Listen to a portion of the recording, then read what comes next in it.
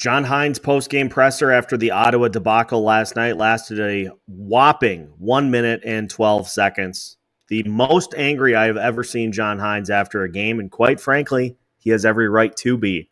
Let's break down that absolute clunker and talk about the fifth suspension looming for Ryan Hartman on today's episode of Locked on Wild. Hey, this is Matt Boldy, and you're listening to Locked on Wild. You're Locked on Wild, your daily podcast on the Minnesota Wild. Part of the Locked on Podcast Network, your team every day. Welcome into another episode of Locked on Wild, your daily Minnesota Wild podcast. Part of the Locked on Podcast Network, we are your team each and every day. We thank you for making Locked on Wild your first listen each and every day. Make sure you subscribe on YouTube and your favorite podcast platforms so you don't miss out on any new episodes throughout the week. Today's episode of Locked on Wild is brought to you by FanDuel. New customers can bet just $5, and if you win, you'll score $200 in bonus bets. Download the app or head to FanDuel.com to get started. On today's episode of Locked on Wild, we recap just an absolute turd that the Minnesota Wild dragged all up and down the ice in Ottawa last night, losing 6-0. Quite frankly, it should have been far worse than that. And quite frankly, the Minnesota Wild deserved every bit of it because they stopped playing hockey after the first period and were more focused on trying to get headshots in than they were anything else. So we'll talk about the game. We'll look at some of the just hideous numbers that were dropped on the Wild in last night's game. We'll talk a little bit about John Hines, absolutely as furious as I have ever seen him after a game in the post-game presser last night. We'll also talk about the fifth suspension that Ryan Hartman awaits, and it's going to be a big one. So we'll talk about all of that as well as something that, quite frankly, I would be fine with never seeing after last night's game ever again. My name is Seth Toupal, host of Locked on Wild, and let's not mince words here. I can forgive a lot. I can let a lot go. You go into a particular game and you just don't have your best stuff. That happens. You can't figure it out offensively. Your shots are not accurate. I can forgive a lot of that. But when you just stop playing hockey after the first period because you face adversity, that I cannot forgive.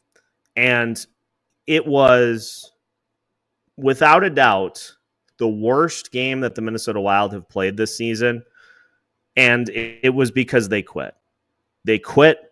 I don't know if they thought that they could just go into Ottawa last night and that it was going to be like playing the Ottawa Senators of old, that the Wild had a ton of success against. I don't know if they just thought because it was a road game that they were going to automatically win, but they were not even remotely prepared for that game, and as a result, they got absolutely clapped by a really good Ottawa Senators team. And I'm a little frustrated because I wanted nothing more than to recap a tight game between a really, really good team at home and a really, really good road team that maybe went one way or the other. But the Senators took the lead because of an absolutely dismal, embarrassing power play that led to a shorthanded goal. And after that, the light switch flipped off. And players ended up doing stupid things out on the ice and made it more about themselves than they did about the collective good of the team. Just look at these numbers, and we're going to get more into the in-depth numbers from last night's game. The Ottawa Senators had 52 shots on goal compared to 16 for the Minnesota Wild. The Senators won 41 faceoffs. They had a 70.7% in the faceoff circle. They had 8 power plays. That is, I have not seen a level of this sort of just general ineptitude since last year, since the game against the Dallas Stars, where the Stars scored 7 special teams goals. there was no instance in which this game was, frankly, it was embarrassing. It was a laugher from the get-go. The Wild gave the puck away 19 times. 19 times. Took 9 penalties, including a match penalty for Ryan Hartman. More on that later. And it is, I think, even more indefensible considering what we talked about in the Montreal game and considering some of the things that were talked about by the players in the Montreal game. Players willing to block shots, willing to take one off the face to block a shot to get Marc-Andre Fleury the win in that game. Max effort, beyond max effort in that game against the Montreal Canadiens, a team that is not currently in a playoff spot. Well, what the hell happened between the Montreal game and the Ottawa game? The Senators are, as of now, a playoff team. I tell you what, they keep playing like that, they are going to be a problem. And I think they are well on their way to making the playoffs. They got a fun young nucleus, and it's just such a shame that it couldn't be about the game. It couldn't be about the actual hockey played. It had to be about a bunch of just sore losers out there that made it more about the game because they stopped playing the game. John Hines' post-game presser, as we mentioned, lasted all of 1 minute, 12 seconds. That is as mad as I have ever seen him after a game, and he has every right to be. Because not only did you lose, it's not that the Wild lost this game, is that they turned it into a spectacle. They turned it into an absolute beatdown, and they just got humiliated out there because they stopped playing hockey.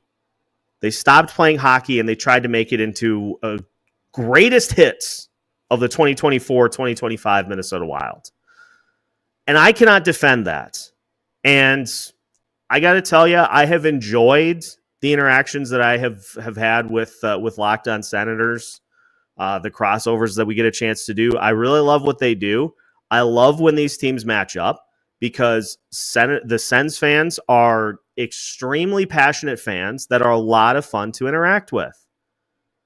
So when I have to apologize for what the team does on the ice, not a fan of that.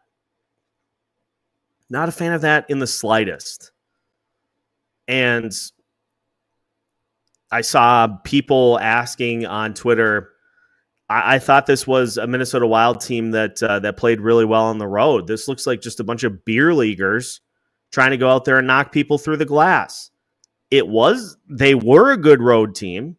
They were a good hockey team when they play the actual hockey and when they don't turn it into beer league. So it's embarrassing. It's embarrassing, and every single person on that roster should take it personally. You hung your goalie out to dry. And, there were some questions as to whether or not why Marc-Andre Fleury didn't get into the game. He doesn't deserve any part of that. You hung Filip Gustavsson out to dry for an entire game. Made no effort to play any level of defense whatsoever. We're going to get to the numbers in a minute in the third segment. Season highs across the board in low danger, medium danger, high danger. The Ottawa Senators may have had more of a challenge with an empty net on the other side. They may have had more of a fight put up if there was nobody playing on the Minnesota Wild side of the ice. It's that old saying where sometimes a quarterback in the NFL has a bad enough performance that they would be better if they simply threw the ball into the ground every time. It was that level bad for the Minnesota Wild. It's the worst game they've played this season. It is on par with any of the worst games that the Wild played last year. It's last year's team. Last year's team showed up to the party unannounced and sat down on the couch, cracked a couple of beers, Nobody wanted them here. We didn't want any remnants of last year's team to show up this year. And yet they did. And it sucks. I hate it. And frankly, I'm still real.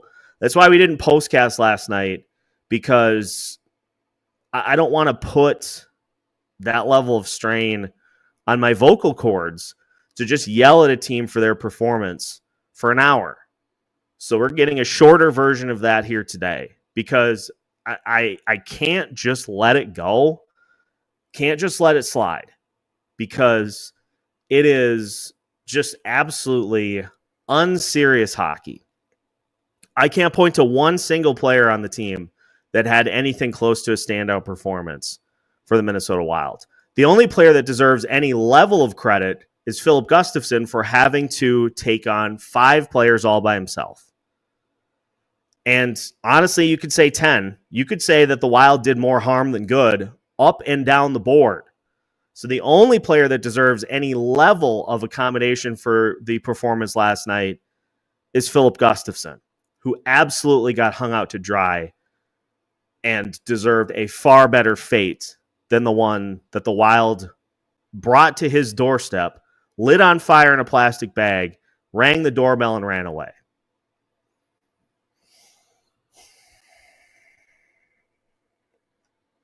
And you're going to pay the price because of it, for a couple of reasons.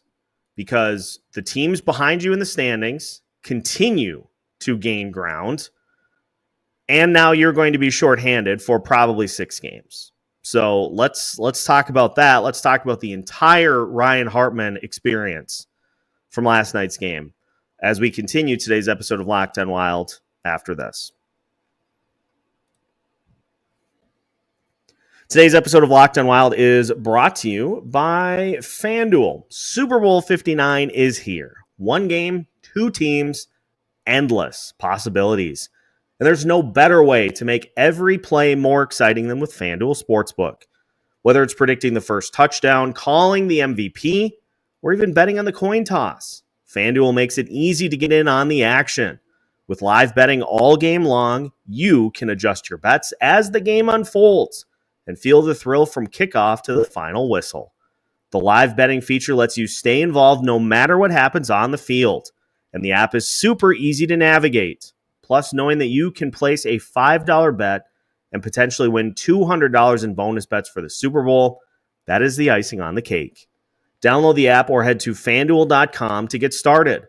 Bet just $5, and if you win, you'll score $200 in bonus bets. That's FanDuel.com. Bet with FanDuel, official partner of Super Bowl 59. Welcome back to today's episode of Locked on Wild. Once again, we thank you for making Locked on Wild your first listen each and every day. For those that were looking for the live show here today, we'll get Denny on later this week. He was celebrating his birthday this weekend and partied very hearty from what I'm told. So we'll get the live show here later this week, probably in between the Tuesday and Thursday games. But we'll let you know when and where you can tune in. So Ryan Hartman has been offered an in-person hearing from the Department of Player Safety for what took place last night. And let's reset the scene here. For those that maybe didn't see it, just waking up and reading the news today, maybe turn the game off in the first period. Honestly, I would not have faulted you for doing that. I did the same thing. So Hartman, earlier in the game, gets slashed by Tim Stützle. And not only did Stützle not get called for a penalty, Hartman got called for embellishment. I can understand being frustrated by that, being upset by that. That would probably tick me off a little bit too. It's what comes next that is indefensible. So Hartman on a face-off in the, I think it was in the third period. Or it was either late in the second or early on in the third. Hartman on the face-off basically like jumps and pushes Stützle's face into the ice. Loses his helmet. Stützle does. He's got a big gash on his face from being driven into the ice. Hartman gets a match penalty for that. Ottawa goes on a 5-minute power play, and they score 3 times. And honestly, it felt like they probably could have scored 5 or 6 more times in that case. And so Hartman gets the in-person hearing, which means that this suspension could be as high as 5 or 6. He is not going to get any level of benefit of the doubt from the Department of Player Safety because Hartman is a repeat offender.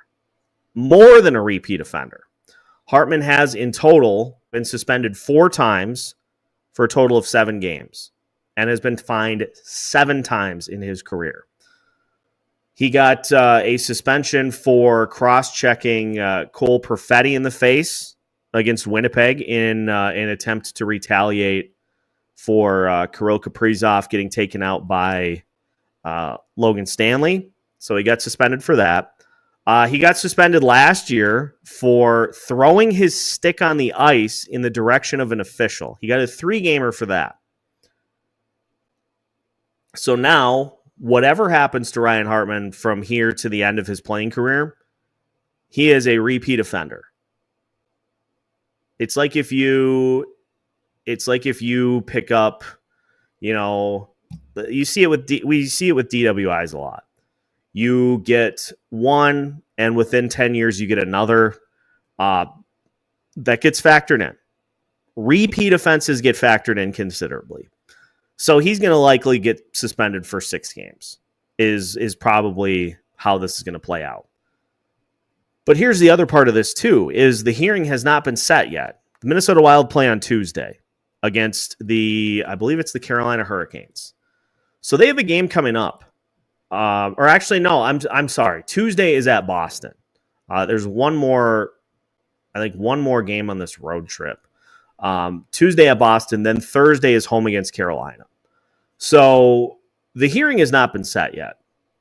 The Wild play Tuesday against Boston. Because it's going to be a suspension, the Wild do not get any roster space relief for this. So Ryan Hartman deciding to go this route, it hurt the team twofold. Number one, they had to try to defend his 5-minute penalty while the Ottawa Senators scored at will. And now you got a suspension in which the Wild are going to have him on the roster for 5 or 6 games without the ability to call anybody up to fill that spot. And they have been pretty hamstrung for most of the season. So if you can navigate that stretch, basically the rest of the month of February, so let's just assume that the hearing doesn't happen before, although I would imagine it may happen tomorrow. Because with the Wild being in Boston, that's closer to the league office. So my guess is it'll happen tomorrow or Tuesday. So whether or not he's able to play, I would imagine it goes into effect immediately. So let's just say he is suspended before the Boston game. And you get 6 games. You'd miss the Boston game. You'd miss the Carolina game, the Islanders game, both ends of the home and home against Detroit coming back from the Four Nations face-off break. And then the game against Utah on February 27th. And then you'd be eligible to come back against the Avalanche on Friday, February 28th. You have to play a man short on the bench for all of those games. So what happens if something happens during that stretch and somebody gets hurt? Like I said, I can put up with a lot. I can defend a lot. This kind of thing I cannot. And hopefully the Wilds are able to navigate a 6-game stretch, considering what they have navigated before with injuries. 6-game stretch isn't the worst, assuming that nothing else goes wrong. So, repeat offender. 4 suspensions, 7 total games, and 7 fines. So he's basically committed 14 different infractions in his career. And this is that line we always talk about with Ryan Hartman, is that if he's producing, if he's putting points on the board, then you can live with the player kind of playing on the edge as long as they are giving you something on the other end, as long as they don't crash over that line. Well, as of last check, Hartman has 17 points, which is tied with Jared Spurgeon and Jake Middleton, whom have both played fewer games, and is behind Brock Faber, Marcus Foligno, Joel Eriksson Ek, who again have all, other than Foligno, have all played fewer games. Faber, I guess, has played one more game, but he's a defenseman. So not producing at the level that I think would be warranted, and one of the few players on the team that's actually a minus on the season.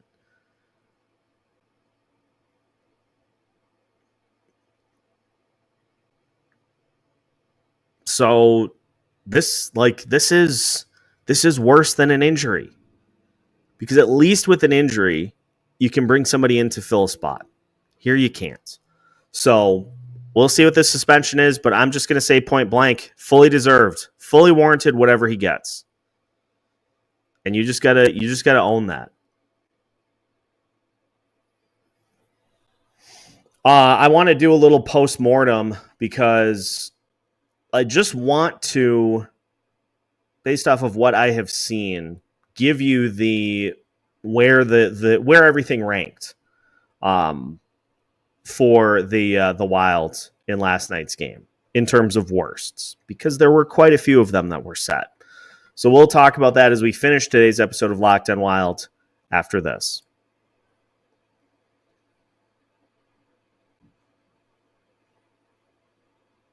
Final segment of today's episode of Locked on Wild. And once again, we thank you for making Locked on Wild your first listen each and every day. Just continuing to pick up the pieces after last night's debacle against the Ottawa Senators. 6-0, the Sens get the win. And let's just dive into the numbers here. The Senators generated a 4.38 expected goals.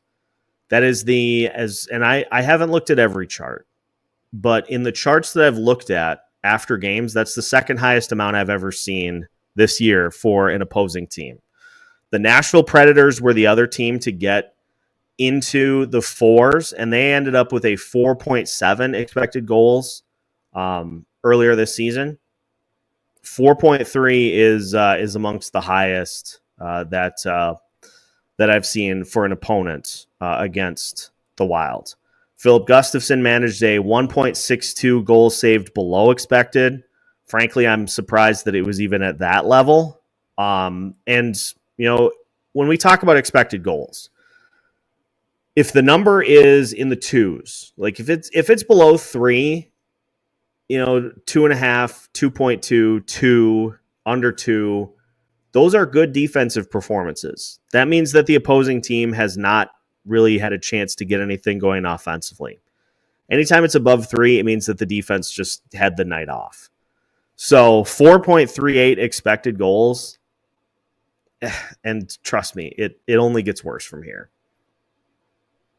The Senators had 63 unblocked shot attempts. That is a season high. Second most that I've seen for an opponent. 63 unblocked shot attempts. They had 42 low danger shot attempts, 16 medium danger, and 5 high danger. So of the 63, you had 21 from the face-off circle and in. That's way too many. 3 low danger goals, 2 medium, 1 high danger. So they got whatever they wanted. And that is considering that the Wild blocked 15 shot attempts. So all told, 78, 15 of them were blocked, but 16 medium danger, 5 high danger. That's way too high. And that speaks to just the level of quit in the team in front of Filip Gustavsson in last night's game. On the offensive side, the Minnesota Wild generated .907 expected goals against. That is by far the lowest figure that they have had this season. And that is a disgusting number. Can't even generate 1 expected goal And I know Ottawa is playing much better. So again, full credit to the Ottawa Senators for having a great season this year. And they are a good defensive team. The Wild did this by and large. They just took themselves out of the game and they stopped trying after they were down 3-0. Unblocked shot attempts, the Wild had 20 unblocked shot attempts. 18 of them were low danger, 2 were medium danger. So again, you're getting into the offensive zone. You're getting one shot on net, and the Senators are taking it and going straight back the other way. So I don't know which John Hines was more upset about. The defense being just putrid awful, or the offense being able to basically get the puck in the zone, firing a long-range shot, and then just going right back to work on defense. Both were equally bad. And like I tweeted out, like I don't usually do this. I'm not somebody who pulls the you get what you deserve card really ever. That last night, certainly the case in that aspect. They got everything that they deserved in last night's game. I don't even want to look at the Corsi numbers from last night's game because I'm sure they're going to make me feel even worse about what we saw in last night's game than I already do. So the pairings, let's take Matt Boldy, Joel Eriksson Ek, and Matt Zuccarello for instance. They didn't play too poorly. 9 shot attempts for, 12 against. They had a Corsi percentage of 42.9. Ogren, Gaudreau, Trennan had a Corsi 4 percentage of 11. Devin Shore, Murat, Huznadinov, Jakub Lauko had 45.5.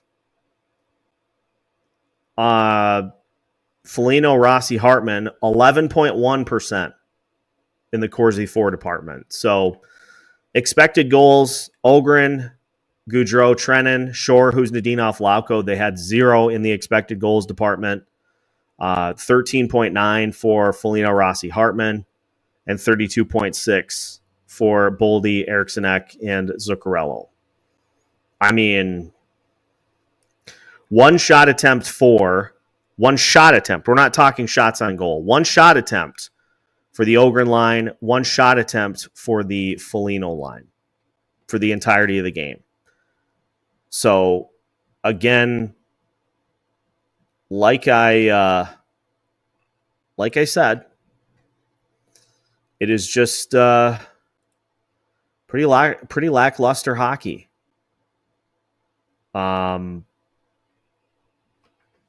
Just real hideous hockey, and it's so disappointing considering what the Wild did in that game against Montreal. Like, they were willing to lay everything out on the line in that game to help one of their teammates win a game. Marc-Andre Fleury, in his final game in Montreal, they put everything that they had into making sure that he was going to come away a winner in that game. There was none of that team hockey in last night's game. I'm going to pull an audible here. I think, just to try to emphasize my point, let's hear from John Hines after the debacle against the Senators last night. Year, it was obvious early on. Ottawa had their A game, and your guys clearly did not. Yeah, that's true. How do you digest it and just maybe flush it and move forward? Yeah, well, I've just take some time on it, and we got a day tomorrow, and then we got another one on Tuesday, so we'll go from there. What did you make just of the Hartman situation? I know they had a couple penalties earlier, and then obviously it spilled over later. Yeah, I think that situation is what it is. You didn't think Ryan embellished? Oh, I don't want to get into any of it. Like, the game was the game. That situation was the situation. So, that's not the crux of what happened in the game. It was before the 5-minute power play, then, is what you're saying, like where it got away from the team. No, I would say from the start of the game, it got away from the team. Yeah. Hard to find silver linings, but it sure looked like Filip Gustavsson battled his butt off for 60 minutes tonight. Yeah, we all got to be better on Tuesday. It's an easy game to flush, or is one you think you guys will remember because you know how it played out? You have a one-off, like you think it's a one-off, like where you think you guys can flush it, or is it something where you hope it sticks with them? Well, I don't really want to comment on it right now.